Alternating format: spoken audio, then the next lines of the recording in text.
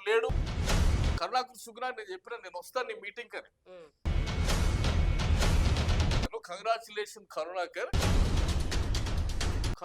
కి ఫండ్ చేయండి అంటున్నా నేను.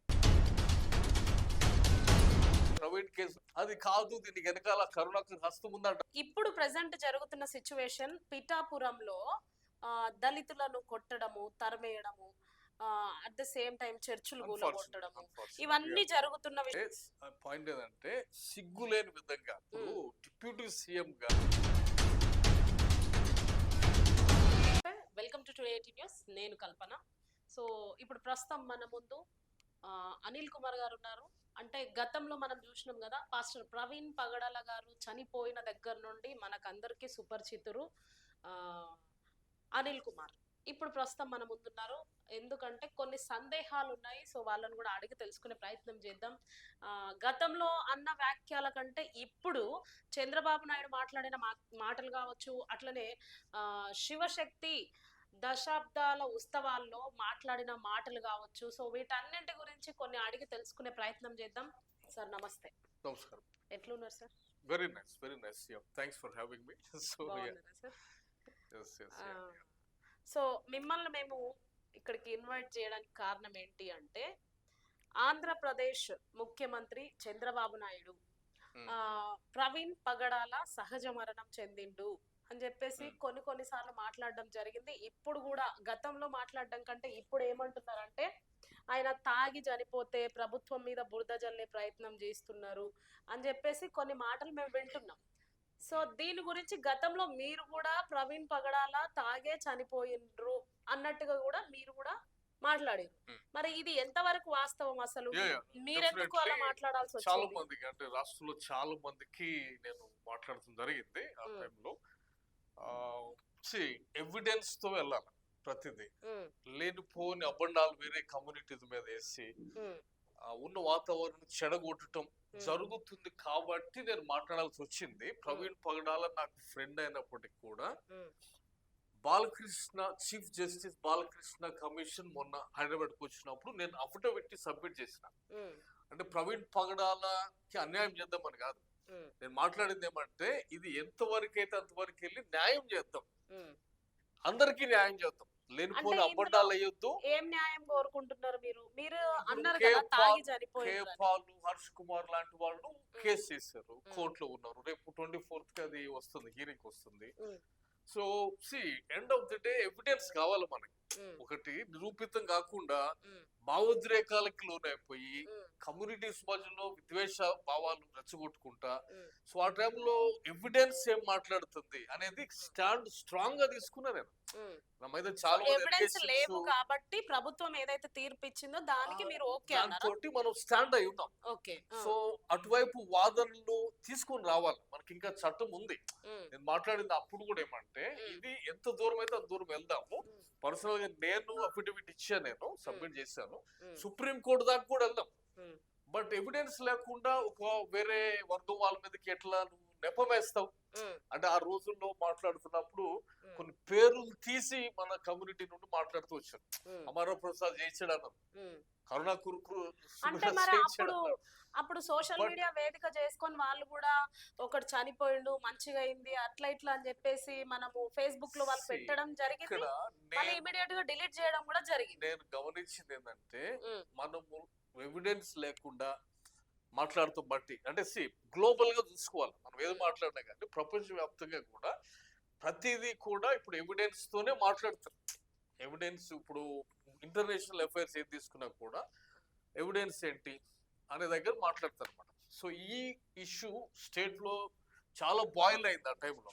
కాబట్టి పోలీస్ వాళ్ళు కానీ అన్ని రకాల సైంటిఫిక్ అనాలిసిస్ చేసిన తర్వాత, చేయకముందే నేను మాట్లాడాను ఇది యాక్సిడెంట్ లాగా ఉంది అని చెప్పేసి. బట్ నేను మాట్లాడిన తర్వాత అది యాక్సిడెంట్ గా సైంటిఫిక్ గా వచ్చింది, ప్రూవ్ అయింది. సో అదే స్టాండ్ మీద ఉన్నాము, కానీ ఇంక ఎవిడెన్స్ తీసుకురామని అడుగుతున్నాం. మరి అదే స్టాండ్ మీద ఉన్నప్పుడు ఇంతకు ముందు కూడా మేము విన్నాం, గతంలో కొంతమంది క్రైస్తవ పెద్దలు ఉంటారు కదా, వాళ్ళతో కలిసి మీరు కూడా ఇది నేషనల్ హ్యూమన్ రైట్స్ కి వెళ్ళి మళ్ళీ అఫిడవిట్ ఇవ్వడం జరిగింది.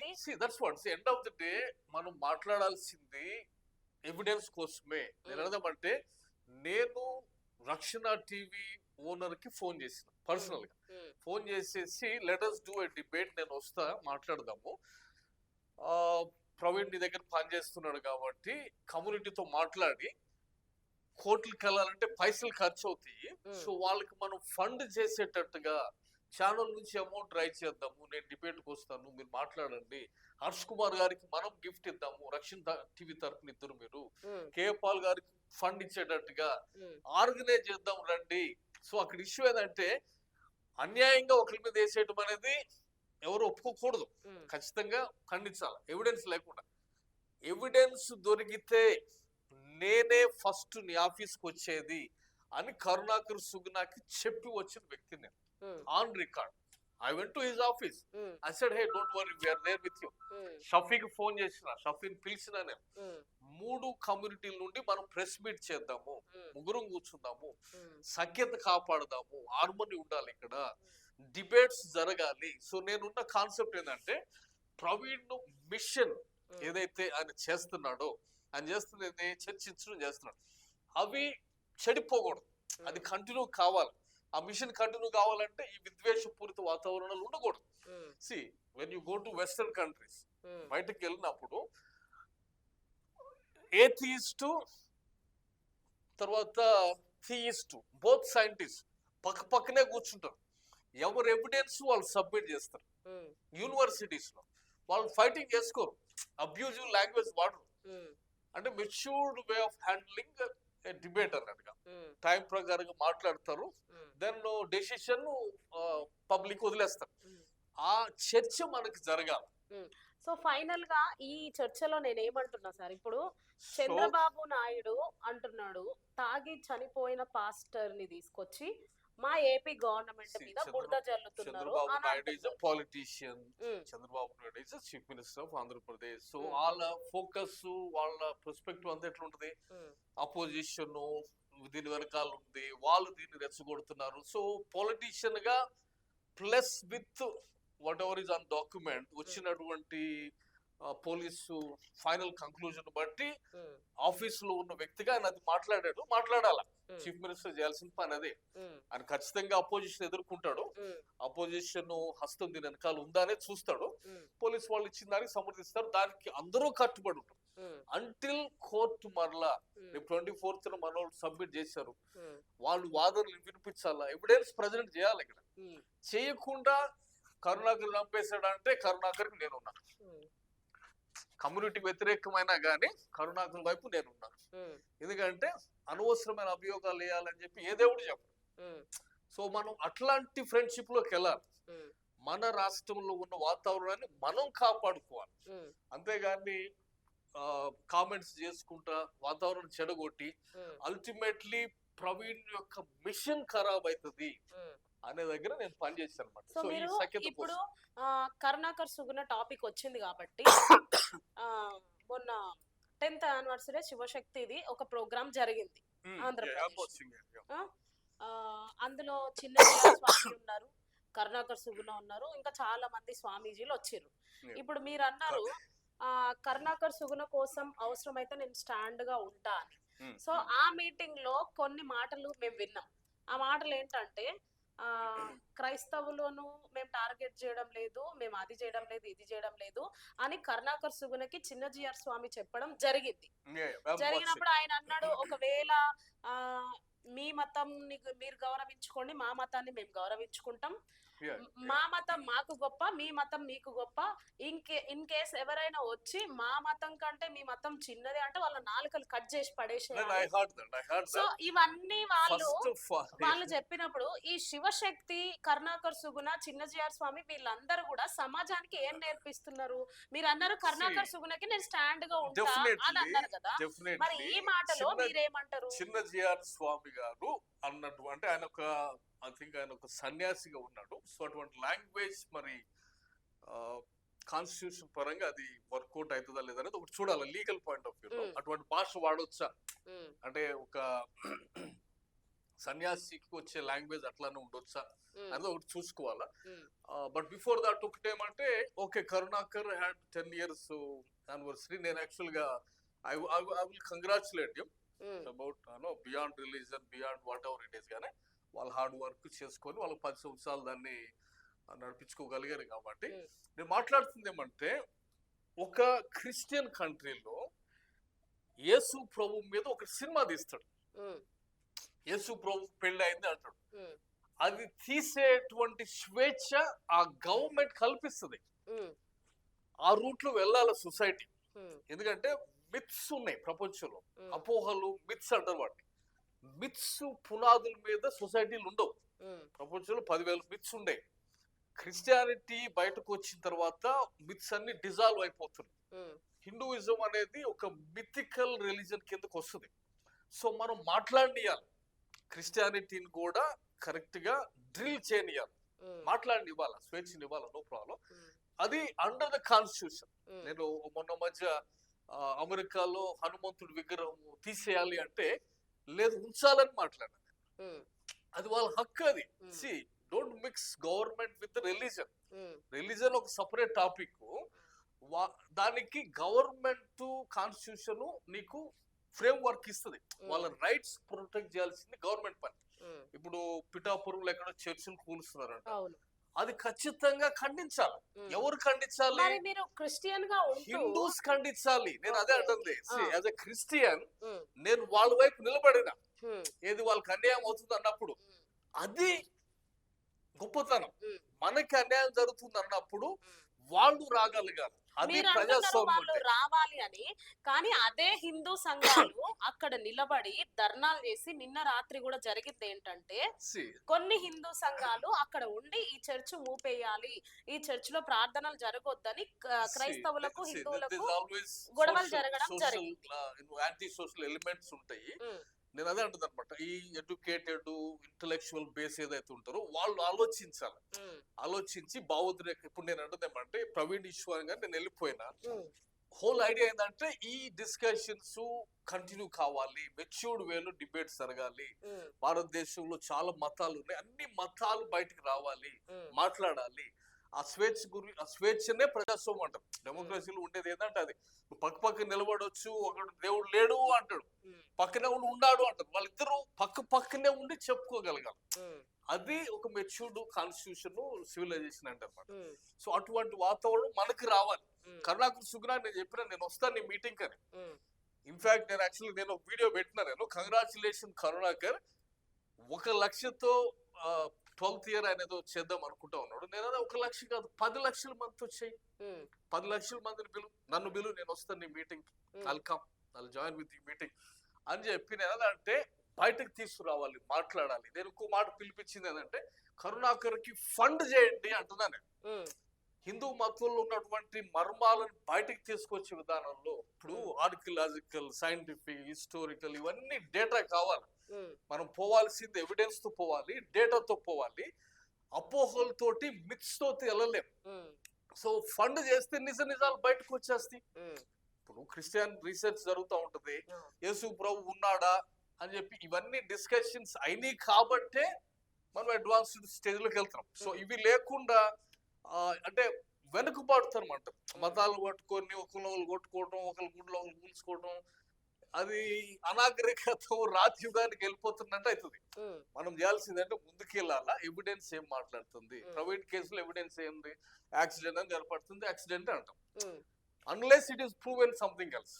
అది కాదు, దీనికి వెనకాల కరుణాకర్ హస్తం ఉందంటామా, ఫస్ట్ వెళ్ళి మనమే పట్టుకుంటాం. సో అట్లా ఉండాలి. కానీ ఎవిడెన్స్ లేకుండా ఏది పడితే అది, ఎవిడెన్స్ లేకుండా ఎట్లా పడితే అట్లా పోవటము ఇప్పుడు మనకి ఏ మతమైన. ఈ చర్చ్ విషయంలో ఆల్రెడీ ఎవిడెన్స్ ఉన్నాయి. ఇక్కడ ఆంధ్రప్రదేశ్ లో చర్చిలు కూలుస్తున్నారు, ధర్నాలు జరుగుతున్నాయి, ఇన్ని ఎవిడెన్స్లు ఉన్నాయి, సోషల్ మీడియాలో వైరల్ అవుతున్నాయి ఆ వీడియోస్ అన్ని కూడా. మరి మీరు ఎప్పుడైతే ఒక క్రిస్టియన్ గా ఉండి పాస్టర్ ప్రవీణ్ పగడాల యాక్సిడెంట్ ద్వారానే చనిపోయినరని మీరు స్టాండర్డ్ గా ఉన్నారో, మరి ఇప్పుడు దీనికి ఏమంటారు మీరు? హిందూస్ అక్కడ నిలబడి మందిరాలు కూడగొట్టిస్తుంటే దీనిలో ఎవరి హస్తం ఉంది అని అనుకుంటారు మీరు? అంటే క్రైస్తవుల మధ్యలో ఐక్యత రావాలి, చదువుకున్న వాళ్ళు ముందుకు రావాలి, వచ్చి మనకి కాన్స్టిట్యూషనల్ గా ఉన్న ప్రొవిజన్ అంటారు, మనకి రాజ్యాంగం కల్పించిన హక్కుల్ని వాడుకునే దిశలో అది అడుగు ముందుకేసి వాళ్ళని చట్టపరంగా ఎదుర్కోవాలి ఖచ్చితంగా. ఆ ఇళ్లలో కూర్చోవడం కాకుండా నేను ఒక మాట చెప్తున్నానంటే లీగల్ గా 2026 నుండి లీగల్ గా క్రైస్తవ మతం మీద బురద జల్లుతున్నటువంటి వాళ్ళని లీగల్ గా ఎదుర్కోవడానికి ఖచ్చితంగా యాక్షన్ లోకి వస్తాం మేము 2026 లో. That's what we're actually working అన్నమాట. సో అంటే వాటిని అంటే ఓకే జరగనివ్వండి అని వదిలేస్తే అవి మితి మారుతాయి అన్నట్టు. అట్లా వదిలేస్తే ప్రపంచం దాకా వచ్చేది కాదు. ఇప్పుడు ఒక మాట చిన్న జిఆర్ స్వామి గురించి మాట నేను ఒక మాట చెప్తే, ఇప్పుడు ఆయన నాలుకలు కత్తిరించాలి అన్న నేను అంటే ఎవరు నాలుకలు బాల్య వివాహాలను ఎంకరేజ్ చేసినాయి, ఎవరి నాలుకలు సతిని ఎంకరేజ్ చేసినాయి, ఎవరి నాలుకలు దళితులను ఊరు బయట పెట్టాలని ఎంకరేజ్ చేసినాయి. సో ఇప్పుడు ఎవరి నాలుకలు ఎవరు కత్తిరించాలా? ఇప్పుడు నీ తల్లి తీసుకువచ్చి అటువంటి కార్యక్రమాలను ఎంకరేజ్ చేస్తా ఉంటే బైబుల్ వచ్చిన తర్వాత వాటికి మూతపడ్డాయి. సో మరి ఈ నాలుగు నువ్వు ఎట్లా కత్తిరిస్తావు? ఇప్పుడు ఎవరి నాలుగుని ఎవరు కత్తిరించాలా? సో ఆయన చాలా పెద్ద ఏమంటారు గౌరవనీయులైన పెద్ద మనిషి. సో ఇవి ఖచ్చితంగా గమనించాలి. ఇప్పుడు కుల వ్యవస్థ లేకపోతే వర్ణ వ్యవస్థను పెట్టి భారతదేశాన్ని 4 ముక్కలు చేసేసి వేరే బయట ఉన్న దేశాలన్నీ ఇప్పుడు మనం చూసుకుంటే నేను అంటే చైనాస్ ఎకానమీ, అమెరికాస్ ఎకానమీ, మన ఎకానమీ, చైనాస్ మ్యానుఫ్యాక్చరింగ్ కెపాసిటీ ప్రపంచంలో పోల్చుకుంటే 30% of manufacturing is done from China. 30% ప్రపంచానికి చైనా నుండి వస్తున్నాయి. భారతదేశంలో ఉన్నది 2%, 3%. పాపులేషన్ లో వీఆర్ అగైన్ వాళ్ళని దాటినాం మనం ఆల్రెడీ. సో కారణం ఏంటి? అవి అడగాలి. ఇక్కడ పనులు లేకుండా, ఎంప్లాయ్మెంట్ లేకుండా, జాబ్స్ లేకుండా, ఇన్నోవేషన్ లేకుండా వీటన్నిటికి గురించి ఇక్కడ జరుగుతలేదు చర్చ గానీ మతాల మధ్య మతాల మధ్య కులాల మధ్య హిందూ సంఘాలను పెట్టి బిగ్ ప్రాబ్లం ఏంటంటే ఇవి మాట్లాడాలి. ఇప్పుడు ఏంటంటే ప్రజలకి కావాల్సినవి ఇప్పుడు 18% అన్ఎంప్లాయ్మెంట్ ఉంది మనకి ఇక్కడ భారతదేశంలో. 18% రూపాయి విలువ పడిపోతుంది. తర్వాత చాలా ఇష్యూస్ ఉన్నాయి ఇక్కడ, ఎకానమిక్ గానీ అన్ని విషయాలు చూసుకుంటే మనం ఎక్కడ వెనకబడి ఉన్నాము. ఇవి వదిలిపెట్టి బీజేపీ వచ్చిన తర్వాత జరుగుతున్న కార్యక్రమం గమనిస్తే ఏంటంటే ఎవరైనా కానీ చూస్తే కనపడేది ఏంటంటే మతాలని రెచ్చగొడుతున్నారా, రెచ్చగొట్టడం బట్టి మతాలని రెచ్చగొడుతున్నా అంటే ఇప్పుడు పాలిటీషియన్లు కూడా మనకి ఇండియాలో ఇంకా మైండ్ సెట్ పోలేదు. ఓట్లు పడాలంటే caste based, religion based sentiment దగ్గరనే ఆగిపోయినాం. మనకి స్కిల్ డెవలప్మెంట్ గురించి మాట్లాడరు. స్టాటిస్టిక్స్ ఏంటంటే ఇండియాలో ఉన్నటువంటి గ్రాడ్యుయేట్స్ కానీ చదువుకున్న వాళ్ళు సౌత్ కొరియాలో 98% స్కిల్డ్ ఉన్నారు. అక్కడ చదువుకున్న వర్కర్స్ దే ఆర్ స్కిల్డ్. ఇండియాలో 2%. సో అది గ్యాప్ మనకుంది. వాళ్ళ ఎకానమీ మన ఎకానమీ. ఇవి వదిలేసి బీజేపీ వచ్చిన తర్వాత అంటే పొలిటికల్ పార్టీస్ ఏంటంటే పార్టీలకు అతీతంగా ఇది మేల్కొల్పు కావాలా. వీళ్ళు వచ్చిన తర్వాత మతాలను రెచ్చగొట్టటము, కులాలను రెచ్చగొట్టము, ఈ ఈక్వేషన్ తోనే గెలవాలి. ప్రతిభ మీద కాకుండా ప్రాంతీయత, కులాలు, మతాలు అనే వెనుకబాటు తనంలో భారతదేశం ఉంది కాబట్టి చైతన్యవంతులైన నాయకులు బయటకు రావాలి. సో ఇప్పుడు మీరు అన్నారు సార్ మతాలను రెచ్చగొడుతూ ఎన్నికలు రాకముందు ఒకలాగా మాట్లాడతారు, మనమంతా ఒకటే, మతాలన్నీ ఒకటే అని మాట్లాడతారు. ఎన్నికలు వచ్చిన తర్వాత ఇది ముఖ్యంగా బీజేపీ పార్టీలో చిన్న జిఆర్ స్వామికి డైరెక్ట్ క్వశ్చన్ ఏదంటే ఎవరి నాలుకని ఎవరికి పోయాలి? ఏ నాలుక ఇవన్నీ నేర్పించింది? కొన్ని వేల సంవత్సరాలుగా దళితుల దౌర్భాగ్యానికి ఏ నాలుక కారణము? రియాలిటీ అది. అంబేద్కర్ వచ్చిన తర్వాత వాళ్ళ జీవితాలు బాగుపడ్డాయి, అంతేగాని అంత ముందు ఉన్న దౌర్భాగ్యానికి ఏ నాలుక కారణం? సో ఎవరి నాలుక ఎవరు కోయాలా అంటే అంత స్థాయిలో ఉన్న వ్యక్తి ఆలోచించకుండా మాట్లాడితే ఎట్లాగా?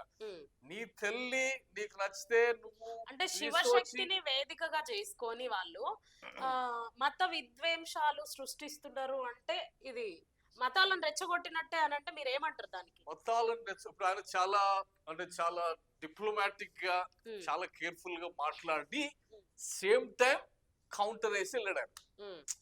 ఆయన చాలా జ్ఞానంగా ఇంకా మాట్లాడి కొంతమంది అంటున్నారు శివశక్తి వెనుక మొత్తం ఉండి నడిపించేది చిన్నజీఆర్ స్వామినే అని అంటారు. ఎవిడెన్స్ కావాలి మనకి, వీటన్నిటికి ప్రత్యేకంగా మనం ఖచ్చితంగా చూడాలి. ఏంటంటే BJP RSS are together. Okay, BJP గురించి వచ్చింది కాబట్టి డిప్యూటీ సీఎం పవన్ కళ్యాణ్ గురించి నేను మిమ్మల్ని ఒక ప్రశ్న అడగాలనుకుంటున్నా. Let me finish this. ఏంటంటే ఈ రెండు కలిసి భారతదేశంలో బీజేపీ పాలనలో ఉండాలి అంటే వాళ్ళకున్నటువంటి కొన్ని వేల లక్షల వింగ్స్ ని వాళ్ళు కంటిన్యూగా మొబిలైజ్ చేసుకుంటా ప్రజల్లో ఇష్యూ లేకపోతే పాకిస్తాన్ మీదకి వెళ్ళటం, లేకపోతే ఇంకొకటి కుల మతం సో వీటికి ముగింపు పలకాలి. పలికేటువంటి స్థాయికి కాంగ్రెస్ పార్టీ రావాలి, అని ఇంకొక అపోజిషన్ రావాలి. సో అక్కడ రానంత వరకు ఇవి నడుస్తూనే ఉంటాయి. నడిచినంత కాలం దేశంలో ఈ విషపూరిత వాతావరణం ఉంటది అనమాట. దాన్ని ఖచ్చితంగా అందరూ ఎదుర్కోవాలన్నట్టుగా. సో బీజేపీ అలా ముందుకు వెళ్తున్నప్పుడు కాంగ్రెస్ ప్రభుత్వం స్ట్రాంగ్ అవ్వాలి అని మీరు చెప్తున్నారు. Opposition should be there. Opposition అయితే ఇప్పుడు ప్రెసెంట్ జరుగుతున్న సిచ్యువేషన్ పిఠాపురంలో దళితులను కొట్టడము, తరిమేయడము, అట్ ద సేమ్ టైం చర్చిలు కూలగొట్టడము, ఇవన్నీ జరుగుతున్న విషయాలే అందరికి తెలిసిన విషయం. అయితే పిఠాపురంలో గెలవక ముందు పవన్ కళ్యాణ్ మాటలు, గెలిచిన తర్వాత మాటలు ఒకసారి వినండి. దీని మీద మరి మీ అభిప్రాయం ఏంటో చెప్పండి.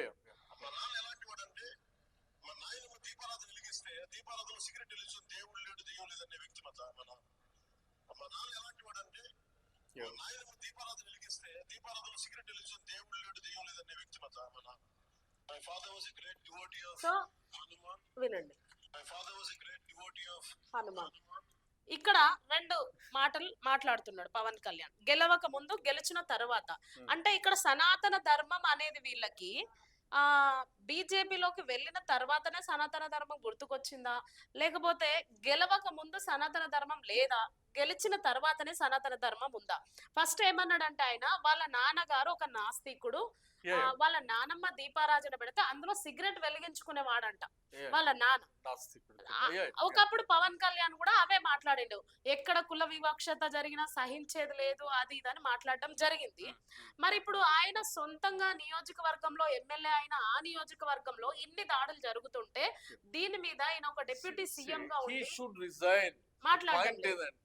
పాయింట్ ఏదంటే సిగ్గులేని విధంగా ఇప్పుడు డిప్యూటీ సీఎం గా దళితులకి అంటే ఈ టైంలో వివక్ష ఏంటి అంటే నీ నియోజకవర్గం, సో దానికి నువ్వు రిజైన్ చేయాల్సిందే, లేకపోతే నువ్వు యాక్షన్ లోకి వెళ్ళాలి, నువ్వు ఖచ్చితంగా వెళ్ళాలి. Because that's your constituency. Somebody else అంటే కూడా డిప్యూటీ సీఎం గా ఇంకా ఈ అంటరానితనం అని, ఇంకా దళితులని, ఇంకా చర్చలు కూలుస్తామని, ఇంకా ఇట్లాంటి ఏమో నేను వాచింగ్ వీడియో చిన్న పిల్లలు స్కూల్లో కూడా ఇట్లాంటి panchayati where is the world, ప్రపంచం ఎక్కడ ఉంది ప్రపంచం. నేను మొన్న ఒక అమెరికన్ చైనాలో ప్రొఫెసర్ గా పనిచేసి వచ్చాడు అనమాట. I was talking to him, మాట్లాడుతుంటే నేను రిలీజన్ అనగానే చెత్త అని పెట్టి వెళ్ళిపోతుంటారంట చైనాలో. రిలీజియన్ డిస్కషన్ రాగానే యూనివర్సిటీలో he said I am there many years no, religion topic రాగానే అదొక స్క్రాప్ అన్నట్టుగా, అంటే they don't take it so seriously అన్నమాట. అంటే వాళ్ళు ప్రోగ్రెసివ్, వాళ్ళు ఎక్కడున్నారు వాళ్ళు, మన వాళ్ళు ఇంకా ఈ దళితుల గురించి చిన్న పిల్లల్లో కూడా ఇట్లాంటి ఏది అప్పుడు జరగాల్సిందని డిప్యూటీ సీఎం రిజైన్ చేశారు. ఎందుకంటే ఆయనకి కావట్లేదు, లేదంటే అక్కడ వచ్చి నిలబడి న్యాయం చేయగలగాలి. సో అవి రెండు చేయనప్పుడు ఈ షుడ్ రిజైన్ అంతే. ఇప్పుడు ఆయన ఈయన కాన్స్టిట్యున్సీలో అట్లా జరుగుతున్నప్పుడు ఆయన ఫోన్ చేశాడా, ఆయన ఆ ఏరియా పిఎస్ కి కాల్ చేశాడా, యాక్షన్ ఏంటి, ఆయన మీడియాలో రావాలి. ఈ దరిద్రులకున్న లక్షణం ఏంటంటే అవసరం. ఇప్పుడు మోడీ ఉన్నాడు, వీళ్ళతో ఏమైతుంది, మోడీకి మీడియాని ఫేస్ చేసే ధైర్యం లేదు. ఏమంటారు, తదా రాజు తదా ప్రజ. వీళ్ళ దగ్గర ఏదైనా ఉన్నప్పుడు మీడియాల ముందుకు వస్తారు, ఏదైనా లేనప్పుడు తప్పించుకుంటారు. ఎందుకంటే మీడియా వాళ్ళు వాళ్ళని తోముతారు కాబట్టి, క్వశ్చన్ చేస్తారు కాబట్టి మీడియాని అవాయిడ్ చేస్తారు. సో సో మొత్తం సిస్టమే కరెక్ట్ లేదు. మోడీ దగ్గర నుండి కింద వాళ్ళ అలయన్స్ ఉంది కాబట్టి సో అక్కడ వాళ్ళకున్న అండర్స్టాండింగ్ ఏంటి, చర్చిలకి ఇదైతున్నా నీ కాన్స్టిట్యూషన్ లో ఏమి జరిగినా నీ రెస్పాన్సిబిలిటీ ఏంటి, నువ్వు బయటికి రావాలి, నువ్వు మాట్లాడాలి, వాళ్ళకి న్యాయం జరిగేటట్టు చెప్పాలా, దళితుల పక్షంగా నేను ఉన్నాను అనే ధైర్యం ఇవ్వాలి. దళితులు కానీ మైనారిటీస్ అన్నప్పుడు దట్ ఈస్ యువర్ రెస్పాన్సిబిలిటీ. ఇవ్వకపోగా ఆయన పట్టించుకోవడం లేదు కదా. అంటే that's what you are not fit to rule. Basically నువ్వేమంటే రిజైన్ చేసేసి సినిమాలు చేసుకుంటూ పోతుంది, అక్కడ నడుస్తాయి. సో ఉప ముఖ్యమంత్రిగా ఆయన పనికి వస్తలేడా అంటారా? ఈ షుడ్ రిజైన్ అంతే, ఈ షుడ్ రిజైన్ అంటే, లేదంటే యాక్షన్ తీసుకోవాలి. తీసుకొని అక్కడ ఏమైంది చూసేసి ఆయన డిప్యూటీ సీఎం గా ఒక మాదిరి సీఎం గా ఉండాలి. అంత సీన్ లేదట్టుంది. సో ఇట్స్ బెటర్ ఈ should go back and do movies for his career, remaining career ఆయన చేసుకుని సరిపోతుంది. సో అది క్వశ్చన్ చేసేటోళ్ళు లేరు కాబట్టి అలా నడుస్తుంది. సో చూసాం కదా అనిల్ కుమార్ గారు ఏమంటున్నారంటే డెప్యూటీ సీఎం గా మీరు పనికి రారు, ఎందుకంటే మీ నియోజకవర్గంలో ఇంత అల్లకొల్లోలం జరుగుతూ ఉంటే మీరు నోరు మూసుకొని ఉన్నారు కాబట్టి మీ డెప్యూటీ సీఎం కి మీరు రిజైన్ చేసి ఎమ్మెల్యేకి రాజీనామా చేసి సినిమాలు చేసుకోవడం బెటర్ అని అంటున్నారు. అయితే సార్ ఇంకో క్వశ్చన్ ఏంటంటే కరుణాకర్ సుగుణ శివశక్తిది మొన్న ఈ దశాబ్ది ఉత్సవాలు అయిపోయిన తర్వాత మతోన్మాద ముఠాలు అంటారు. అసలు మతోన్మాద ముఠాలు అంటే ఏంటి, ఎవరు, క్రైస్తవులా? అంటే ఆయన ప్రతిసారి అదే రిపీట్ చేస్తున్నాడు అనమాట. అక్కడ సభలో కూడా మేము కొన్ని వీడియోస్ చూసినట్టయితే మతోన్మాద ముఠాలు అంటే వాళ్ళ సనాతన ధర్మంలో ఇదే ఉంటదా, మతోన్మాద ముఠాలు అని అనండి. ఇవన్నీ కూడా ఏమంటే చిన్న చిన్న డబ్బాలు, ఓకే, ఆ సీజన్ కి వస్తాయి బయటికి. బీజేపీ హవా నడుస్తుంది కాబట్టి ఇవి కొన్ని, బికాజ్ వాళ్ళ సర్వైవల్ కావాలి కాబట్టి సో వాళ్ళు మాట్లాడుకుంటారు. నిజమంటే ఇది జెన్యూన్ అయితే, that is what I said. I spoke to Karunakar. నేను అదేమంటే జెన్యూన్ అయితే నువ్వు రూట్ కి వెళ్ళాలి, అకాడమిక్ డైరెక్షన్ లో సైంటిఫిక్ అనాలిసిస్ వైపుకి, దేశానికి ఉపయోగపడే విధంగా. భారతదేశం చాలా ప్రాచీనమైన నాగరికత, సో అవి కాపాడే విషయంలో నువ్వు ఫైట్ చేస్తున్నావు, ఓకే, కానీ మిత్స్ ని ఎక్స్పోజ్ చేయాలి, నువ్వు కూడా ఎక్స్పోజ్ చేయాలి. ఒక బయట నుండి వచ్చిన మతాలే కాకుండా నువ్వు బయట మతాలను ఎట్లా ఎక్స్పోజ్ చేస్తున్నావో same finger should go towards you also. అదే నీకు వైపు చూసుకోవాలి, చూసుకొని ఇక్కడ మిత్ ఉందా, ట్రూత్ ఉందా, ట్రూత్ వైపుకి సొసైటీ తీసుకెళ్లేటువంటి నాయకత్వంలోకి రావాలి. అదర్వైజ్ ఇవన్నీ డబ్బాలు అయిపోతాయి. ఇప్పుడు ఈ మతాల గురించి ఎవరు మాట్లాడినా గానీ ఇవి ఆ టయానికి వచ్చిన దుకాణాలే అంతే తప్పితే పెద్ద గురించి పెద్దగా మాట్లాడాల్సింది ఏం లేదు. లీగల్ గా వాళ్ళు వ్యతిరేకంగా అన్నప్పుడు వాళ్ళ మీద ఖచ్చితంగా కఠినమైన శిక్షలు, కేసులు వేయాల్సిందే, ఆ డైరెక్షన్ లో పోవాల్సిందే. సో ఆంధ్రప్రదేశ్ వాళ్ళు ఎవరు ఏ మతం గురించి మాట్లాడినా ఆ మతానికి సంబంధించిన వాళ్ళు రెస్పాండ్ అవ్వాలా, చట్టంలో ఇచ్చినటువంటి ప్రొవిజన్ ని వాడుకోవాలి. సో మీ గురించి ఒక క్వశ్చన్ అడగాలంటే కరుణాకర్ సుగుణ, రాధా మనోహర్ దాస్ అండ్ లలిత్ కుమార్ ఇలాంటి కొంతమంది వాళ్ళ ముసుగులో ఉన్న అనిల్ కుమార్ అంటే మీరేమంటారు? క్రిస్టియన్ ముసుగు కప్పుకొని వాళ్ళ నీడలో ఉన్నాడు అని అంటే మీరేమంటారు? దానికి వాళ్ళ ముసుగులో ఉండాల్సిన పని లేదు. నేను అడగదామంటే I love them. My whole thing ఏదంటే హోల్ హార్టెడ్లీ హమారా ప్రసాద్ ని క్రిస్టియన్స్ అందరూ లేనిపోని అభియోగం వేసినప్పుడు నేను కాల్ చేసిన, ఏ ఐఎమ్ యువర్ ఫ్రెండ్, నేను నీకు ఫ్రెండ్, ఓకే, సో నేను నీకోసం నిలబడతా ఖచ్చితంగా. ఎందుకు వాళ్ళతో ఫ్రెండ్షిప్ చేయాలి? బికాజ్ అన్యాయంగా ఒకరి మీద అన్యాయంగా ఏముంది సార్? ఇప్పుడు కరుణాకర్ సుగుణ గాని హమారా ప్రసాద్ గాని ఏమంటారు అంటే గొర్రెలు అంటారు, లేకపోతే మీ క్రైస్తవులనే అంటున్నారు, మీరు కూడా వింటున్నారు కదా, గొర్రెలు అంటారు, లేకపోతే మత ముఠాలు అంటారు, మత మాఫియా అంటారు. ఇలాంటి మాటలు అన్నప్పుడు కలగని బాధ మీకు వాళ్ళని అన్నప్పుడు, వాళ్ళని క్రైస్తవ్యులు అన్నప్పుడు మీకు ఎందుకు బాధ కలుగుతుంది? నేను అన్నదేమంటే గొర్రెలు అన్నప్పుడు నేను మాట్లాడాను ఆల్రెడీ. ఏ మతంలో ఉన్న వాళ్ళైనా క్వశ్చన్ చేయనడు గొర్రె, పీరియడ్, క్వశ్చన్ ఏం లేదు అందులో. అది హిందూ గాని, ముస్లిం గాని, క్రిస్టియన్ గాని. అదే నేను అంటుంది. ఇప్పుడు చిన్నజీర స్వామి వచ్చినాడు, హిందూ మతానికి గుడ్డిగా నువ్వు తీసుకెళ్ళిపోతున్నాడు, నువ్వు పెద్ద గొర్రె. ఇప్పుడు నీకున్న యుగాలకి ఏంటి లెక్క, నీకున్న జన్మ సిద్ధాంతాలకి లెక్క ఏంటి, పత్రం ఏంటి? ఆర్ఎస్ఎస్ గురించి నేను మాట్లాడి 100 years డిలే చేశారు, దీన్ని బంద్ చేయలేదు ఏంది ఇంకా అంటున్నది. సో నాకు వీళ్ళు ఫ్రెండ్స్ అంటే నాకు ఫ్రెండ్స్ వాళ్ళు, because Jesus said love your enemies, so I love them absolutely. ఇప్పుడు మన పిల్లలు తప్పు చేస్తే అపార్థంలో ఉన్నప్పుడు మనం శత్రువులుగా చూడలేము కదా.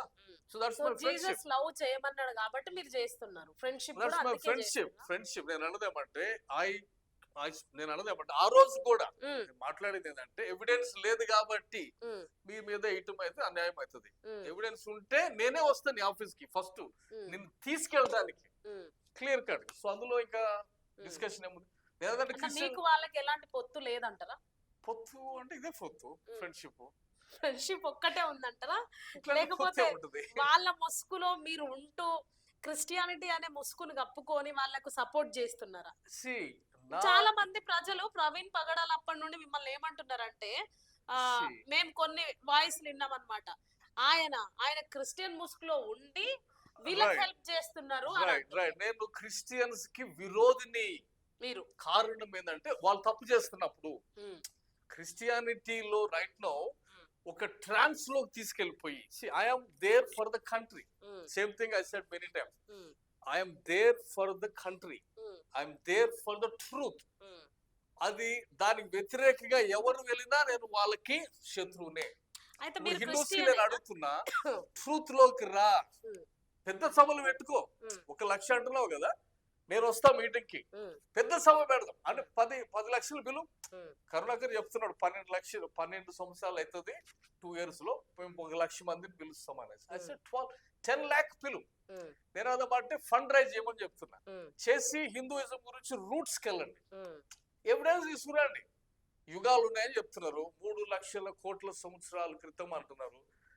I'm saying I don't want to say anything bad, many channels లో నేను మాట్లాడాను. రాముడు గురించి ఎవిడెన్స్ ఏముంది? ఎవిడెన్స్ కావాలి నాకు, ఎందుకంటే నా దేశం కట్టుబడాలంటే ఎవిడెన్స్ మీద అవుతుంది, క్రిస్టియన్స్ మీద కాదు. అది క్రిస్టియన్స్ ఒక ఏమంటారు వీటిల్లోకి ట్రాన్స్ లోకి వెళ్ళిపోయి యేసుక్రీస్తు ప్రభు మీద నేను అదేమంటే ఎవిడెన్స్ అన్నిటికీ ఉంది. యేసు ప్రభు దగ్గర పునరుద్ధానానికి ఎవిడెన్స్ ఉంది, తర్వాత జరిగిన కార్యాలకి ఎవిడెన్స్ ఉంది, యేసు ప్రభు ఉనికి ఎవిడెన్స్ ఉంది, హిస్టారికల్ డేటా ఉంది, ఆర్కియలాజికల్ డేటా ఉంది. పిలాతు ఎదురు యేసు ప్రభు సిలువైపడ్డాడు, పిలాతుకి ఆర్కియలాజికల్ ఎవిడెన్స్ బయటపడ్డాయి. తర్వాత so Bible is defined and it is fixed. అన్ని డైరెక్షన్ లో నీకు ఎవిడెన్స్ ఉంది, సైంటిఫిక్ గా ఉంది. తర్వాత ఆర్కియలాజికల్, హిస్టారికల్ గా క్రెడిబిలిటీ ఉన్నటువంటి డైరెక్షన్ క్రిస్టియానిటీ. రాముడి చరిత్ర లేదా? రాముని గురించి నేను అదే మాట్లాడుతుంది. సో నేను తీసుకున్న స్టెప్ ఏంటి, చాలా మంది క్రిస్టియానిటీలు ఉన్న వాళ్ళు నన్ను అపార్థం చేసుకోవచ్చు. నేను అర్థమంటే నాకు ప్రవీణ్ పగడాల ఫ్రెండ్ అయినా నాకు ఎవిడెన్స్ ఉంటేనే మాట్లాడతాను. ఎవిడెన్స్ ఇట్లా కనపడుతుంది కాబట్టి నువ్వు అవతల వాళ్ళ మీద వేయడం తప్పు. ఎవిడెన్స్ దొరికింది అనుకో ఫస్ట్ మనమే పట్టుకుంటాం ఖచ్చితంగా. మరి మీరు కరుణాకర్ సుగుణను కూడా నా ఫ్రెండే అంటున్నారు. రాముడు దగ్గరికి వచ్చినప్పుడు ఎవిడెన్స్ ఏంటి? ఆయన పలానా యుగంలో పుట్టాడు అంటారు. సో ఆ యుగంలో పుట్టిన వ్యక్తి అయి ఉంటే నేను అనేది ఏమంటే కోట్ల సంవత్సరాల క్రితము ఆ యుగంలో ద్వాపర యుగంలో పుట్టాడు అదని. అక్కడ నుంచి ఎవిడెన్స్ ఏంటి అంటే అప్పటి నుండి పాపులేషన్ ఉంటుంది, ఆ తర్వాత ఎస్క్యువేషన్ లో అంతమంది పాపులేషన్ భూమి మీద ఉండాలి ఖచ్చితంగా మనుషులు అనేవాళ్ళు. మనకున్న డేటా ఏంటి, మనిషి 3 లక్షల సంవత్సరాల క్రితం నుండే భూమి మీద ఉన్నాడని కనిపిస్తుంది. సో సైన్స్ ఉంది ఇక్కడ, సైన్స్ కావాలి ఇక్కడ, మనకి ఎవిడెన్స్ కావాలి, సైన్స్ కావాలి. ఇవి లేకుండా మనకి సొసైటీలు ఉండవు. ఉండేది ఏంటంటే మిత్ అవుతుంది. సో క్రిస్టియానిటీకి అన్ని ఉన్నాయి కాబట్టి మనం మాట్లాడుతున్నాం యేసు ప్రభు సంబంధించి. కానీ బైబుల్ ఏం చెప్తుంది? బైబుల్ చెప్పేది ఏంటి? నీ పూర్ణ మనసుతో దేవుణ్ణి ప్రేమించండి. అంటే మనసుని పక్కన పెట్టి కాదు కదా. బైబుల్ దేవుడు చెప్తున్నాడు. మనసు అంటే ఏంది? లాజిక్ వస్తుంది, అందులో రీజనింగ్ వస్తుంది. వీటన్నిటితో కూడా నువ్వు అంటే వీటన్నిటికీ ఇవన్నీ కరెక్ట్ గా సెట్ అవుతాయి బైబుల్ ఫెయిత్ కి వచ్చినప్పుడు. సో దేర్ ఫోర్ బైబుల్ తీసుకున్న దేశాలు అభివృద్ధి చెంది. జెన్యూనిటీ ఉంది కాబట్టి మిత్ని వదిలేసి ప్రపంచము సత్యం వైపుకి వచ్చేసారు. సో మనం ఫ్రీడమ్ ఫైటర్స్ చాలా చర్చలు జరిగిన తర్వాత, కొన్ని డెకేడ్స్ ఆఫ్ డిస్కషన్స్ అయిన తర్వాత మన ఆల్బమ్ మీద పైన సత్యమేవ జయతేని పెట్టారు. సో ఇప్పుడు పొలిటికల్ బెనిఫిట్స్ కోసము, పొలిటికల్ గా అడ్వాన్స్ కావడం కోసము ఆ మిత్తుని లేకపోతే సత్యము లేని, అంటే సత్యము అనేదాన్ని పక్కన పెట్టి సత్యం కావాలి, యూనో సత్యము మీద మనం సొసైటీలు కట్టగలుగుతాం అనమాట. బిలీఫ్ కాదు, బిలీఫ్ నుండి నువ్వు ఒక అడుగు ముందుకు వచ్చి నేను ఒకటి నమ్మొచ్చు, నువ్వు ఒకటి నమ్మొచ్చు. చిన్నజీరి సోమాజీ చెప్తున్నాడు, ఇప్పుడు నువ్వు నమ్మినావు, ఆడవాళ్ళని తగలబెట్టాలని నమ్ముతూ వచ్చినావు, మా వాళ్ళు వచ్చి అది ఆపేదాకా కాలేదు నీతోటి, చిన్నపిల్లలు పెళ్లిళ్ళు చేసినట్టు చెప్తావు. దుర్మార్గుడు నువ్వా, ఎవరు అంటే ఎవరు నాలుగులు ఎవరు పోయారని దగ్గరికి వస్తే, సో ఇవన్నిటికి తెర పడింది ఎక్కడ అంటే బైబిల్ వచ్చిన తర్వాత వీటన్నిటికీ తెర పడింది. సో అభివృద్ధి తీసుకొచ్చి బైబిల్ కి చరిత్ర ఉంది అంటారు మీరు? బైబిల్ కి అన్ని రకాల ఎవిడెన్సెస్ ఉన్నాయి కాబట్టి బైబిల్ అద్భుతమైన నాగరికతని కట్టగలిగింది. ఒకవేళ ఫర్ సపోజ్ ఇప్పుడు కరుణాకర్ సుగుణ గాని లలిత్ కుమార్ గాని మీకు ఛాలెంజ్ చేసిర్రు అనుకోండి, బైబుల్ కి చరిత్ర ఉందా అని మీరు చూపించగలుగుతారా? బైబుల్ కి ఖచ్చితంగా 4 పాయింట్లు నేను చెప్తా. 4 పాయింట్లు ఏమంటే ఆరిజిన్ ఆఫ్ యూనివర్స్ అంటారు, ఆరిజిన్ ఆఫ్ లైఫ్ అంటారు, తర్వాత సృష్టిలో ఇంటెలిజెంట్ డిజైన్ అనేది ఉందన్నమాట, మనకి ప్రకృతిలో కనిపించేది, లాస్ ఉన్నాయి, తర్వాత బైబిల్లో ప్రెడిక్టివ్ పవర్ అనేసి భవిష్యత్తుని కూడా ఊహించగలుగుతుంది అనేది కొన్ని సిస్టమ్స్ ఉన్నాయి అనమాట. వాటన్నిటిలో బైబుల్ సైంటిఫిక్ గా నిరూపితమైంది. మేబీ అనదర్ డిబేట్ కూడా చేయొచ్చు దాని గురించి. బట్ బైబుల్ అన్ని డైరెక్షన్ లో scientifically, historically origin of human being దగ్గరకు వచ్చినప్పుడు భూమి యొక్క చరిత్ర ఎంత, 4.3 billion years, universe 13.8 billion years, భూమి మీద లైఫ్ ఆరిజిన్ ఎట్లా అయింది, తర్వాత మనిషి ఎప్పుడు వచ్చాడు. సో ఈ డేటా అంతా చూసుకుంటా ఉంటే సైంటిఫికల్లీ మనిషి 3 లక్షల సంవత్సరాల క్రితం ఆఫ్రికా నుండి మైగ్రేట్ అవడం ప్రారంభించాడు. ఇవన్నీ మనకి ఆర్కియలాజికల్ గా, సైంటిఫిక్ అన్ని డిఎన్ఏతో పాటు మనకు ఉన్నాయి అన్నమాట. సో ఇప్పుడు హిందూ రాష్ట్ర అనేటువంటి వాదాన్ని బలపరచడానికి చాలా మంది ఎవిడెన్స్ లేకుండా మనిషి ఇక్కడ నుండే స్టార్ట్ అయ్యారని ఒక ఎవిడెన్స్ తీసుకున్నారు. ఇప్పుడు రాముడు ఎక్కడో కోట్ల సంవత్సరాలు ఉంటే అప్పటికి పాపులేషన్ ఎంత అవ్వాలి భూమి మీద? మనం ఏది పడితే అది మాట్లాడితే కాదు కదా. మనిషి 3 లక్షల సంవత్సరాలకి ఎంత పాపులేషన్ అయింది. సో కోట్ల సంవత్సరాలు అంటే బిలియన్స్ దాటిపోవాలి. సో అన్ని అస్థిపంజరాలు ఉన్నాయి ఆ భూమి తమ్ముతా ఉంటే. సో నువ్వు రాంగ్ అని అర్థమైపోతుంది అక్కడ. అన్ని అస్థిపంజరాలు తీసుకున్నా రా, లేకపోతే ఆ టైంలో కాదు రాముడు, he must be some historical person అయి ఉండొచ్చు అని చెప్పేసి ఒక అక్యురేట్ సైంటిఫిక్ అని ఎస్టాబ్లిష్ చేయగలిగారు. సో ఆ విధంగా హిందూయిజాన్ని అనేది అంటుంది. కరుణాకర్ కి దమ్ముందా, అందులో మాట్లాడుతున్న హమారా ప్రసాద్ గారికి దమ్ముందా, ఇవి మాట్లాడతాను. తర్వాత భాస్కర్ గారికి దమ్ముందా, ఇంకొకరు ఎవరెవరు మాట్లాడుతున్నారు. ఇప్పుడు రాధా మనోహర్ దాస్ గారు అసలు ఏం చదువుకున్నారు అని మాట్లాడటానికి నినాదమంటే చమత్కారాలు చేసుకుంటా వెళ్తే వెళ్ళొచ్చు. మీరు అట్లా చమత్కారాలు చేసి ఆడవాళ్ళు నిలబెట్టేస్తారు, మీరు పిల్లలు పెళ్లిళ్ళు చేస్తారు, దళితులను ఊరు బయట పెడతారు, ఇవన్నీ మీరు చేస్తారు. మీరు సాగిని ఎవడో ఒకడు అంబేద్కర్ లాంటి తగిలిన దాకా సాగిని. ఇప్పుడు మళ్ళా తగులుతున్నారు కాబట్టి ప్రపంచంలాగా ఈ క్రిస్టియానిటీ ఇక్కడ పెరిగిపోతుంది అని చెప్పి మీకు నినాదమంటే మీరు భయపడేదేమో అవసరం. నినాదమంటే తల్లి అంటున్నావు, కానీ ఇన్వెస్టిగేట్ చేయి. ఇప్పుడు అదే న్యాయాన్ని ఇక్కడ కూడా వర్తింపచేయి. ఇక్కడ ప్రవీణ్ పగడాల విషయంలో ఇన్వెస్టిగేషన్ ఎట్లా మనం ఎంకరేజ్ చేసినామో, హిందూయిజాన్ని ఇన్వెస్టిగేట్ చేద్దాం, సత్యం ఏంటి అని తెలుసుకుందాం. ఎందుకంటే చాలా అనర్థాలు జరిగినాయి. ఒక జాతి మొత్తం నువ్వు ఊరు బయట పెట్టేసినావు, అది అన్యాయం కాదా? 1000 సంవత్సరాలు అది, దానికి ఎవరు న్యాయం చేస్తారు? సో దాన్ని ఇంకా నువ్వు ఎత్తుకొని అది ఇంకా ఏదో సనాతన ధర్మం, సనాతన అనేది అది వరకు వేదంలో ఉంది. సనాతన ధర్మం అనేది లేదు వేదాలు. సనాతన అంటే ఇటర్నల్ ఆ పదం ఉంది. 19th సెంచరీలో పొలిటికల్ డైరెక్షన్ తీసుకున్నప్పుడు వీళ్ళు ధర్మం అని దాన్ని తెలియచేస్తారు. This all are documented, universities document చేసి అన్నమాట. సో పొలిటికల్ గా అడ్వాన్స్ కావడానికి చేస్తున్నటువంటి పెద్ద మాఫియా చేస్తున్న పనులు ఇవన్నీ. This is the mafia. దీన్ని ఖచ్చితంగా ఖండించాలి. ఏమంటే ఇప్పుడు ఈ ఏమంటారు ఈ కరుణాకర్ సుగుణ గాని ఇట్లాంటి కొంతమంది ఏదైతే నాయకులుగా వస్తున్న వాళ్ళు ఈ సందర్భంగా డ్రిల్ చేసి ఎవిడెన్స్ బయటకు రామునికి ఎవిడెన్స్ తీసుకుని రండి. భారతదేశం నుండే సృష్టి అంతా జరిగింది, ఆరిజిన్ ఆఫ్ హ్యూమన్ బీయింగ్స్ ఇక్కడ నుంచే అన్నదానికి సైంటిఫిక్ ఎవిడెన్స్ నాకు కావాలి. అప్పుడు నేను మాట్లాడతాను. అవి తీసుకుని రండి. సో ఆ డైరెక్షన్ లో మీరు పని చేయండి. ఈ సందర్భంగా నేనేమంటున్నా సార్, కరుణాకర్ సుగుణ కావచ్చు, రాధా మనోహర్ దాస్ కావచ్చు, వాళ్ళ వెక్కిరింతలు ఇవన్నీ మీరు సోషల్ మీడియాలో చూసి ఉంటారు. కన్యక్ పుడతారా, లేకపోతే బైబిల్ కి చరిత్ర ఉందా, ఈ మాటలన్నీ అంటారు. అయితే ఈ సందర్భంగా వాళ్ళకు మీరు చెప్పాలంటే సూటిగా మీరు ఏం చెప్తారు వాళ్ళకి? దట్స్ వాట్ వెరీ సింపుల్ గా దమ్ముందా? యేసు ప్రభు మీద సినిమా తీసేంత దమ్ము వాళ్ళకుంది. మీకు మీ మత గ్రంథాల మీద, మీ క్యారెక్టర్స్ మీద సినిమాలు తీయగలిగే దమ్ము, ఇది నెగటివ్ షేడ్ లో హిస్టారికల్ ఎవిడెన్స్ ఆర్కియాలజీ జనాల్ని భ్రమ పెడతాము, మభ్య పెడతాం కాదు. Because we have lot of young people 65% young people బాధ్యతతో మాట్లాడాలి. ఏదో మనము పబ్బం గడుపుకో అంటే అదొక కెరియర్ గా ఎంచుకుంటే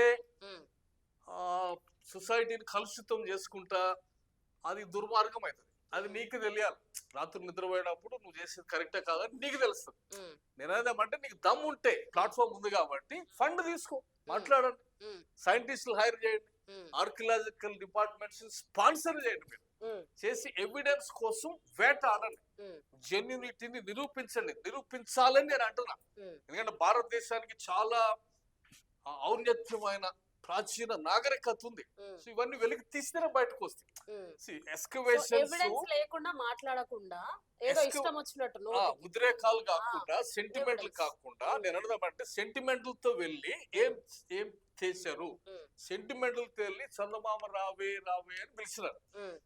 సైంటిఫిక్ గా వెళ్ళి దాని మీద ల్యాండ్ అవ్వగలుగుతున్నారు.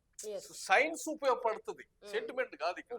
సో ఇక్కడ మనకు కావాల్సింది అంటే మీకు ప్లాట్ఫామ్స్ ఉన్నాయి కాబట్టి ఆ డైరెక్షన్ లో ఆర్కియలాజికల్ డిపార్ట్మెంట్ ఎంకరేజ్ చేయబడింది కాబట్టి, వాళ్ళు తవ్వకాలు చేశారు కాబట్టి పిలాతు గురించి ఒకటేదో బయటపడింది. Because somebody encouraged.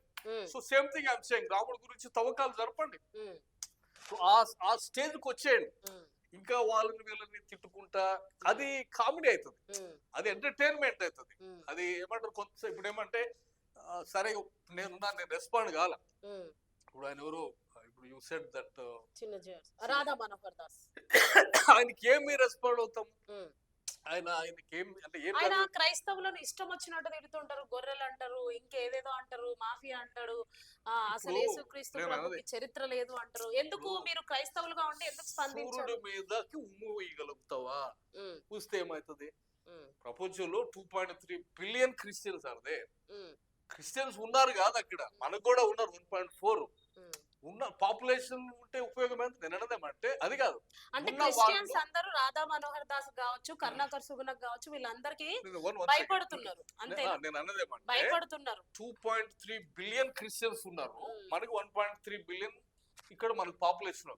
కానీ జనాలు ఉంటే కాదు కదా, మంది ఉంటాయి. నేను అన్నదేమంటే క్రిస్టియన్స్ వల్ల ఏమైంది? వాళ్ళు డెమోక్రసీని తెస్తే నువ్వు వాడుకుంటావు, వాళ్ళు మెడిసిన్ అనుకుంటే నువ్వు వాడుకుంటావు, వాళ్ళు టెక్నాలజీని అనుకుంటే నువ్వు వాడుకుంటావు, వాళ్ళు ఏమైనా అనుకుంటే నువ్వు వాడుకుంటావు. అదే కదా నీకు తెలిసింది. మేము సున్నాగా అనుకుంటాం అంట. ఓకే, నేను అడదామంటే బట్ అక్కడే కాదు కదా, దేర్ సో మచ్. నేను అడదామంటే వెలికి తీయాలి. Okay, that is what Hindu విధానంలో కూడా ఇంకా ఫర్దర్ వెళ్ళి మనకున్న అడ్వాంటేజ్ ఏంటి అనేది నువ్వు బయటకు తీసినప్పుడు అప్పుడు అర్థమవుతుంది. సో భారతదేశము ఏమి కాంట్రిబ్యూట్ చేస్తుంది, ఎకానమిక్ గా ఎక్కడ ఉన్నాం, మనము ఎందుకు అక్కడ ఉన్నామో అడగాలి. ఎందుకు అని క్వశ్చన్ ఎందుకు చేయట్లేదు? ఈ మతాల మధ్యన ఇదే కాకుండా ఎకానమిక్ గా మనం అక్కడ ఇన్నోవేషన్ మనకెందుకు లేదు? మనం ఎందుకు 30% చైనా కాంట్రిబ్యూట్ చేస్తుంటే మనం ఎందుకు కనీసం 20% కాంట్రిబ్యూట్ చేయట్లేదు ఈ విధానంలో? సో ఆ పోటీ తత్వంలో లేకుండా ఉన్నాం. ఎందుకంటే ఇప్పుడు ఎదుటి వాళ్ళని ఎట్లాగా మనము సింపుల్ థింగ్, యేసు ప్రభు గురించి క్రిస్టియన్ ఒక కంట్రీలో వాళ్ళే సినిమా తీశారు, అంత ధైర్యం ఉందా? ఉమ్, ఉంటే చేయండి. ఉమ్. రాముడి With proof గురించి తోటి రాముడి మీరు గురించి సినిమా మీరు తీయండి, ఉమ్, తీసి విత్ ఎవిడెన్స్ తో ప్రజెంట్ చేయండి. అవి ఉమ్. చేసినప్పుడు so final question sir, Karunakar Suguna నేను చనిపోయే లోపు భూమి మీద మందిరాలు లేకుండా అంటే భారతదేశంలో మందిరాలు అనే అంటే చర్చిలు అనేది లేకుండా నేను చేస్తా అన్నదానికి సాదృశ్యంగా ఇప్పుడు ఆంధ్రప్రదేశ్ లో జరుగుతున్నది ఒక సాదృశ్యం అనుకోవచ్చు అంటారా? లేదంటే క్రైస్తవుల చేతగానితనం అనుకోవచ్చు? చేతగానితనం ఏముంది? ఇప్పుడు ఆయనకి రాజ్యాంగం హక్కులు ఇచ్చింది, ఆయన చేసుకుంటూ పోతూ ఉన్నాడు, అంతే కదా. ఇప్పుడు ఆయన ఇప్పుడు దట్స్ వై ఐ అప్రిషియేట్ అదే రాజ్యాంగం మీకు కల్పించలేదు ఇచ్చింది, నేను అదే అంటుంది అనమాట. సో అందరికి ఉన్న అంబిషన్స్, అతనికి ఉన్న అంబిషన్ అతను క్రియ రూపంలో చేస్తున్నాడు. ఆయన అంటే ఆయన ఏదైతే స్టార్ట్ చేశాడో అంటే ఆయన ఏమంటాడంటే భారతదేశం క్రైస్తవులది కాదు, క్రైస్తవులు ఒక మతోన్మాదులు, క్రైస్తవులు అమెరికా దేవుణ్ణి నమ్మేటోళ్ళు, భారతదేశం క్రైస్తవులది కాదు, అందుకనే భారతదేశంలో మందిరాలు ఉండొద్దు, చర్చిలు ఉండొద్దు, క్రిస్టియన్స్ ఉండొద్దు, వీళ్ళందరూ కూడా హిందువులుగా మారాలి అని చెప్పేసి ఆయన మాట్లాడతారు. ఎడ్యుకేషన్ ప్రాబ్లం అది. చదువు లేనప్పుడు, ఎడ్యుకేషన్ లేనప్పుడు మనం అందరం అనుకుంది ఏంటంటే చందమామ రావే అన్నాం మనం, ఎందుకంటే అప్పుడు చదువు లేదు కాబట్టి. ఇప్పుడు కరుణాకరు లేకపోతే మాట్లాడుతున్న వాళ్ళందరూ కూడా క్రిస్టియానిటీ ఏం చేసింది ప్రపంచానికి అనేది తెలియదు. అంటే అంటే దాని యొక్క రూట్స్ ఎంత మేలు చేసింది ప్రపంచానికి. ఈ రోజున మనకున్న ఈ ఏమంటారు మోడరన్ వరల్డ్ అంటారు, మోడరన్ వరల్డ్ రావటానికి కారణమే క్రైస్తవత్వము. భారతదేశం ఈ రకంగా ఉండడానికి అంటే అభివృద్ధి వైపు ఉండడానికి కారణమే క్రైస్తవత్వం. సో ఖచ్చితంగా సో ఇవి తెలియనప్పుడు మనము అట్లా అంటాం. కానీ సైన్స్ వచ్చిన తర్వాత ఓకే అదొక గ్రహం అనేది ఎట్లయితే అవగాహన వచ్చిందో, సో అటువంటి ఎడ్యుకేషన్ వచ్చిన తర్వాత ఇప్పుడు మనం మాట్లాడుతున్న ఫ్రెండ్స్ అందరూ కూడా తెలుసుకుంటారని నేను అనుకుంటున్నాను అనమాట. It is not far away. ఈ సందర్భంగా మీ ఫ్రెండ్స్ కి ఏం చెప్పాలనుకుంటున్నారు? It is not far away. నేను అంటే అందరికి ఆండ్రాయిడ్ ఫోన్లు వచ్చినాయి, అందరికి ఎడ్యుకేషన్ చాలా అందుబాటులోకి వచ్చింది. సో ఈ కాకమ్మ కథలు ఇవన్నీ నడవు, అది ఏ మతమైనా, క్రిస్టియానిటీ వాళ్ళు ఏమని చెప్పినా కానీ దాని గురించి మాట్లాడే లోడకులు వచ్చేస్తుంటారు, అదనమాట. సో నాయకత్వం తీసుకుని ముందుకు వచ్చారు కాబట్టి నేను చెప్పేది ఏంటంటే మీరు సినిమాలు తీయగలుగుతారా, యేసు ప్రభు మీద వాళ్ళు చేసినట్టు మీరు తీయగలుగుతారా, తీయండి. క్రైస్తవులకి నేను మాట్లాడేది ఏమంటే దేశానికి అభివృద్ధికి ఆశీర్వాదకరంగా ఉండడానికి క్రిస్టియన్స్ ఉన్నారు. చర్చలు కట్టుకోవడానికి, ఎంటర్టైన్ చేసుకోవడానికి, గుడుల్లో కూర్చోడానికి ఇది కాదు వ్యవహారం. యేసు ప్రభు చెప్పింది శిష్యులుగా చేయండి అంటే దేశాలు అభివృద్ధి చెందాలి, బట్ 4 గోడల మధ్యలో కాకుండా వెలుగుగా ఉండాలి. సో బయటికి రావాలి, రాజ్యాంగం ఇచ్చిన హక్కులేంటి, ఎడ్యుకేషన్ ప్రారంభము, ఎడ్యుకేషన్ ఈ రకంగా ప్రపంచవ్యాప్తంగా రావడానికి కారణమే క్రిస్టియానిటీ. రైట్ లో ఉన్న యూనివర్సిటీలు ఇంత ఇన్నోవేషన్ అని రావడానికి కారణమే. సో నేను అంటే క్రిస్టియన్స్ కి ఉన్నటువంటి ఈ ఏదైతే హెరిటేజ్ ఏమంటారు వాళ్ళ గతం ఇట్లాంటి వైభవంతో కూడింది అనమాట. ప్రపంచానికి ఇంత కాంట్రిబ్యూట్ చేసింది క్రిస్టియానిటీ. ఇవి తెలుసుకొని ఒక ఏమంటారు గుడ్ సిటిజన్స్ గా క్రైస్తవులు దేశానికి ఉపయోగపడేటట్టుగా ఉండాలి. అంతేగాని చర్చెస్ లో కూర్చొని ఆ చిన్న చిన్న ఏమంటారు ఇది పెట్టుకుని నడిపించుకునేటట్టు కాకుండా ఒక ప్రధానమంత్రి ఎందుకు కాకూడదు అనేది మాట్లాడుకోవాలి. ఇప్పుడు ఒక అపోజిషన్ వేకెన్సీ ఉంది, ఒక 100 మంది దానికోసం ఎందుకు పోటీ పడతలేదు? ఇది ప్రపంచాన్ని అభివృద్ధి చేసినటువంటి వరల్డ్ వ్యూ కలిగినటువంటి క్రిస్టియన్స్ దగ్గరే అందరూ సమానం అనే కాన్సెప్ట్ ఉంది. ఇంకెక్కడుంది అది? క్రిస్టియన్స్ దగ్గరే బోత్ మేల్ ఫిమేల్ ఈక్వల్ అనే కాన్సెప్ట్ ఉంది. ఇక్కడ నీ వేరే మతంలో లేదు. ఇది సమానత్వం అనేది క్రిస్టియానిటీలో ఉంది. సో క్రిస్టియన్ కదా ప్రైమ్ మినిస్టర్ ఉండాలా, అందరిని సమానం చూసుకున్న దానికి. వాడు కూర్చున్నావు అని మనకి బుర్రలోనే వీడు దళితుడు, వీడు అక్కడ ఉండాలా, వీడిని కూల్చేయాలా, వీడి మీద బుల్డోజర్ పెట్టాలా, అట్లాంటి వాడిని కూర్చోబెట్టినామంటే దేశం ఆగమవుతుంది కదా. దేశం ఆగమవుతుంది అంటే అపోజిషన్ లేదంటే ఇక్కడ నాయకులు ముందుకు వచ్చి ఆ సీటు ఆక్యుపై అంటే క్రిస్టియన్ చర్చెస్, ఇండియాలో ఉన్న చర్చెస్ వీళ్ళని ఒక ట్రాన్స్ లోకి తీసుకెళ్ళిపోయి వీళ్ళని ఒక వేరే ప్రపంచంలో తీసుకెళ్ళిపోయినారు. దేశంలో జరుగుతున్న ఇప్పుడు పిఠాపురంలో చర్చలు దానికి ఎందుకు లోకల్ గా ఉన్న వాళ్ళగా ఎక్కువ మంది సపోర్ట్ చేయాలి. ఒక 5,000 మంది 10,000 మంది వెళ్ళాలి ఉమ్, పోలీస్ స్టేషన్. ఉన్నారు కదా, ఉమ్, హక్కులు ఉన్నాయి కదా, అవును. హక్కులు ఉన్నప్పుడు వాడుకోవడానికే కదా. ఉమ్, కరుణాకర్ సుగుణ ఒక 10,000 మందితో మీటింగ్ పెట్టినప్పుడు ఉమ్, నువ్వు ఒక మీటింగ్ ఎందుకు పెడతలేదు హక్కుల గురించి? ఉమ్, చేస్తే ప్రపంచవ్యాప్తంగా చాలా మంది క్రిస్టియన్స్ ఉన్నారు కదా, అవును. వీళ్ళు చేయట్లేదు కారణం ఏంటంటే వీళ్ళు వేరే ట్రాన్స్ లోకి వెళ్ళిపోయారు. ఉమ్. క్రైస్తవులు అక్కడ అందరూ వేరే నుంచి ట్రాన్స్ లో బయటకు వచ్చి ఉన్నారు.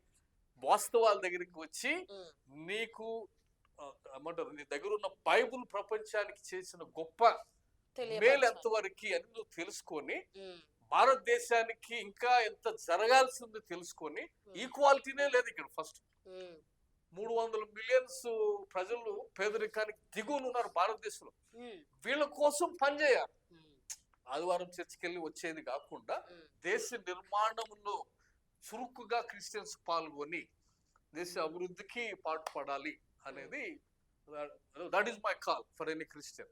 Otherwise you are not even a Christian, forget, um, just go home and sit at home. Um, లేకపోతే నువ్వు క్రిస్టియనే కాదు, ఉమ్, దేశానికి ఉపయోగపడకుండా ఉన్నావంటే నువ్వు క్రిస్టియనే కాదు. ఉమ్.